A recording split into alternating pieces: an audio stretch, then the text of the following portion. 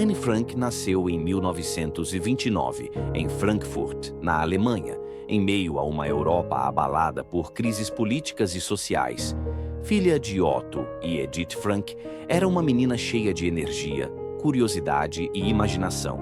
Quando Adolf Hitler chegou ao poder em 1933 e os judeus passaram a ser perseguidos de maneira sistemática, sua família decidiu fugir para Amsterdã, na Holanda, em busca de segurança e uma nova vida. Durante algum tempo, Anne viveu uma infância relativamente tranquila. Estudava, fazia amigos, sonhava com o futuro. No entanto, em 1940, os nazistas ocuparam a Holanda e os direitos dos judeus começaram a ser progressivamente restringidos. Ela foi impedida de frequentar parques, cinemas e escolas comuns. As fronteiras se fechavam e o medo se tornava cotidiano. Em 1942, ao receber um diário de presente de aniversário, ela ainda não sabia que aquele pequeno caderno seria sua arma contra o esquecimento. Papai, por que não posso mais ir à escola? É só por um tempo, querida. Lá fora não está seguro. Mas sou só uma menina. O que pode acontecer? Por isso mesmo, aqui é mais seguro para você. Poucos dias depois, com medo da deportação, os Frank se esconderam. Em 6 de julho de 1942, iniciaram uma vida secreta no anexo atrás do antigo escritório de Otto Frank. Eram 8 pessoas vivendo em silêncio absoluto durante o dia, com medo de serem descobertas. Durante mais de 2 anos, Anne escreveu. Kitty era a amiga imaginária a quem Anne Frank escrevia em seu diário. Em cada carta revelava não só o que vivia, mas o que sentia, entre o medo e a esperança, o amor e a guerra. Adolescente em corpo, mas com uma alma que enxergava beleza até no horror. Querida Kitty, ela começava. Te escrevo toda manhã, mas nunca recebe as minhas cartas. Kitty era seu refúgio, sua confidente. Através dela, Anne expressava o que não podia dizer em voz alta. Dentro de mim há 2 Annes. Uma quer rir e se divertir. A outra prefere ficar calada e ser levada a sério. Em tempos de medo, Anne encontrou em Kitty um espaço de liberdade. Se eu escrevo para você, Kitty, é porque preciso desesperadamente de um amigo verdadeiro. E assim suas palavras atravessaram o tempo e chegaram até nós. Porém, quem estava no anexo não sabia o que iria ocorrer em alguns dias. 2 homens desconhecidos estavam observando discretamente o prédio. Faziam perguntas parecendo querer confirmar algo e desapareceram em silêncio logo em seguida. 3 dias depois, o som das botas ecoou no prédio. Soldados alemães invadiram o local, determinados, como se tivessem recebido uma pista concreta. O silêncio era absoluto no anexo. Lá embaixo, o som das botas alemãs rompia a calma. Os soldados revistavam tudo com brutalidade. Móveis arrastados, portas chutadas, vozes ásperas em alemão ecoando como ameaças invisíveis. Cada ruído cortava o ar como facas no escuro. No sótão, todos permaneciam imóveis enquanto os soldados revistavam o prédio. Anne apertava seu diário e o som dos passos deixava o medo palpável. Apesar da busca intensa, os nazistas não descobriram o esconderijo e foram embora. Restou um silêncio tenso, carregado de alívio. Eles haviam escapado por um triz. Certa noite, em janeiro de 1944, Anne acordou assustada com um ruído vindo do quarto ao lado. Todos permaneceram imóveis, mas nada aconteceu. Quando Anne voltou a dormir, teve a impressão de ver uma luz fraca filtrando-se por uma fresta da estante que escondia a entrada do anexo. Curiosa, levantou-se com cuidado.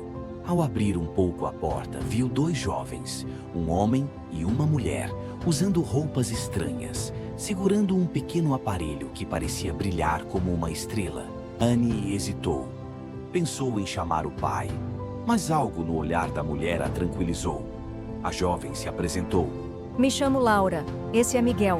Viemos de muito longe. Podemos conversar com você apenas por alguns minutos? Anne assentiu, confusa, mas curiosa. Anne, viemos de muito longe, do futuro. Sabemos da importância da sua história. Não queremos te assustar. Só conversar por alguns minutos, se você permitir.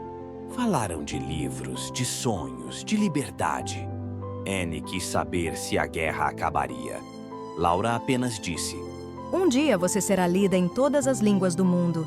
Mesmo assim, ainda que eu morra, Laura não respondeu, apenas segurou sua mão com ternura.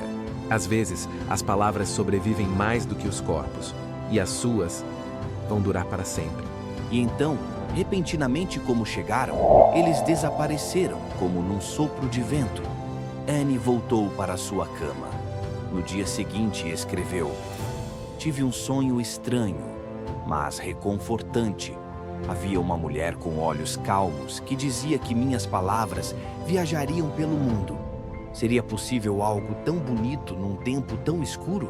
Em agosto de 1944, o esconderijo foi descoberto. Todos os ocupantes foram presos. Anne e sua irmã Margot foram deportadas para Auschwitz e depois para o campo de concentração de Bergen-Belsen, onde ambas morreram de tifo em março de 1945, apenas algumas semanas antes da libertação do campo pelos aliados. Das 8 pessoas que estavam escondidas no anexo, apenas o pai de Anne, Otto Frank, sobreviveu. Ao retornar a Amsterdã, recebeu o diário de sua filha, que estava guardado por uma das funcionárias que havia ajudado a esconder os Frank. Em 1947, o mundo conheceu o diário de Anne Frank. Desde então, suas palavras ecoam em corações e consciências, lembrando-nos do que o ódio pode causar e do poder de resistência que uma menina com um caderno pode ter. Durante mais de 2 anos, Anne Frank, sua família e outros 4 judeus viveram escondidos no anexo secreto em Amsterdã, com a ajuda de amigos e funcionários da fábrica de Otto Frank. Mas em 4 de agosto de 1944, foram descobertos pelo nazista Karl Silberbauer. 8 pessoas foram presas. Os 4 membros da família Frank, os 3 da família Van Pels e o dentista Fritz Pfeffer. Mas quem traiu Anne Frank? Essa pergunta ecoa há mais de 80 anos, sem uma resposta definitiva. Vários nomes surgiram ao longo das décadas e todos compartilham uma coisa em comum: suspeitas, mas nenhuma prova concreta. Wilhelm van Maren era um funcionário do armazém na Prinsengracht 263, o mesmo prédio onde o anexo secreto estava escondido. Sua curiosidade excessiva levantou desconfianças, mas investigações posteriores não encontraram qualquer ligação dele com os nazistas. Pelo contrário, ele teria até ajudado a preservar parte do diário de Anne. Em 1964, a investigação sobre ele foi oficialmente encerrada, sem provas, sem respostas. Lena Hartog, esposa de um funcionário da fábrica, pode ter ouvido barulhos vindos do esconderijo dias antes da prisão dos ocupantes. Seria possível que ela tenha feito a denúncia? Talvez. Mas, novamente, nenhuma evidência. Se seu marido trabalhava no prédio, será que ela arriscaria envolvê-lo? É apenas uma suposição, nada mais. Arnold Vandenberg era um advogado judeu e membro do Conselho Judaico de Amsterdã. Uma investigação recente sugeriu que ele entregou o endereço do anexo para proteger sua própria família. A acusação causou polêmica. Muitos historiadores afirmam que ele nem teria acesso a essa informação. Tudo se baseia em um documento sem confirmação oficial. Um nome lançado à sombra da dúvida. Tony Allers era diferente. Simpatizante nazista, conhecido por se infiltrar em círculos judaicos. Em 1941, chantageou Otto Frank com ameaças de denúncia. Inicialmente bem visto pelos nazistas, perdeu influência em 1944 ao cair em dívidas. Para recuperar prestígio, teria denunciado o esconderijo da família Frank em troca de uma recompensa em ouro. 4 nomes. 4 histórias cercadas por incertezas. Nenhuma confissão. Nenhum culpado. E talvez, o mais difícil de aceitar, é que nunca tenha havido traição. Talvez tenham sido descobertos por acaso, por uma batida policial, um erro nos cupons de racionamento ou pura fatalidade.